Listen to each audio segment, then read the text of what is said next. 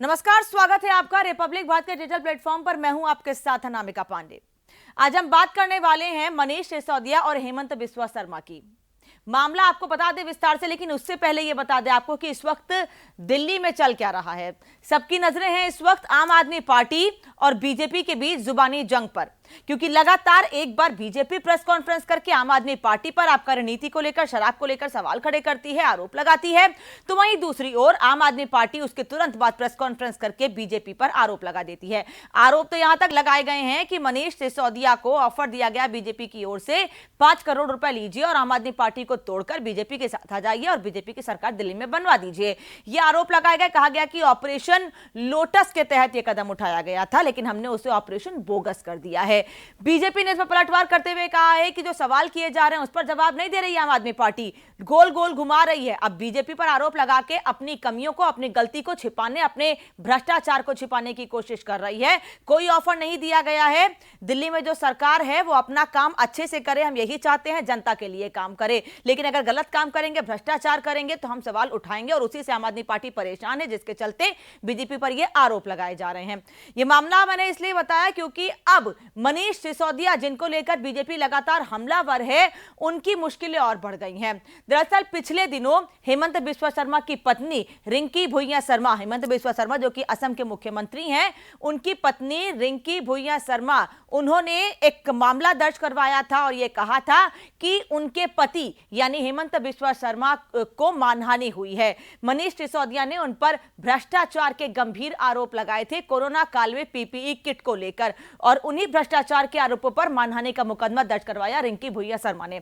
मनीष सिसोदिया ने आरोप क्या लगाए थे? मनीष सिसोदिया का यह कहना था कि कोरोना काल में हेमंत बिस्वा शर्मा, जो अभी असम के मुख्यमंत्री हैं, उस वक्त स्वास्थ्य मंत्री थे, उन्होंने अपनी पत्नी की कंपनी जेसीबी इंडस्ट्रीज को पीपीई किट को लेकर गलत तरीके से कदम उठाया और कुछ पीपीई किट उन्हें मुहैया कराई गई और ज्यादा पैसों में मुहैया कराई गई, जिससे कि जेसीबी इंडस्ट्रीज, जो कि रिंकी भुइयां शर्मा की कंपनी है, उसे फायदा पहुंचा। यह आरोप लगाए गए कि 600 रुपए की जो पीपीई किट थी वो 900 रुपए में जेसीबी इंडस्ट्रीज को मुहैया कराई गई हैं और उनकी संख्या 1500 थी। जी हां, 1500 पीपीई किट रिंकी भुइयां शर्मा की कंपनी जेसीबी इंडस्ट्रीज को मुहैया कराई गई हैं और गलत तरीके से ज्यादा पैसे में वो पीपीई किट दी गई हैं, जिससे प्रदेश के राजस्व को नुकसान हुआ है, प्रदेश को आर्थिक तौर पर नुकसान हुआ है। अब इसी पर हेमंत बिस्वा शर्मा और उनकी पत्नी रिंकी भुइयां शर्मा ने नाराजगी जाहिर की। हेमंत बिस्वा शर्मा ने कहा कि जो आरोप लगाए गए हैं वो बेबुनियाद हैं, वो अनर्गल हैं, बल्कि मेरी पत्नी ने कोरोना काल में प्रदेश के स्वास्थ्य के लिए, प्रदेश के लोगों के स्वास्थ्य के लिए महत्वपूर्ण कदम उठाए थे और लोगों तक वो 1500 पीपीई किट पहुंचाई थी, खासतौर पर उन डॉक्टर्स के लिए, उन फ्रंटलाइन वॉरियर के लिए जो लगातार दिन रात लोगों की सेवा में लगे हुए थे। और free of cost JCB industries की ओर से, जो रिंकी भुइयां शर्मा की कंपनी है, उसकी ओर से ये 1500 पीपीई किट फ्रंटलाइन वॉरियर्स को दी गई थी, उन लोगों को दी गई थी जिनके अपने लोग उस समय अस्पताल में भर्ती थे, कोरोना काल में कोविड वार्ड में भर्ती थे, उनको ये पीपीई किट मुहैया कराई गई थी। यानी कि लोगों की मदद के उद्देश्य से मेरी पत्नी ने लोगों तक ये पीपीई किट पहुंचाई थी। इस पर हेमंत बिस्वा शर्मा ने नाराजगी जाहिर की तो उनकी पत्नी ने भी सीधे तौर पर यह कह दिया कि यह मानहानि है और डिफेमेशन का केस उन पर दर्ज कराया गया।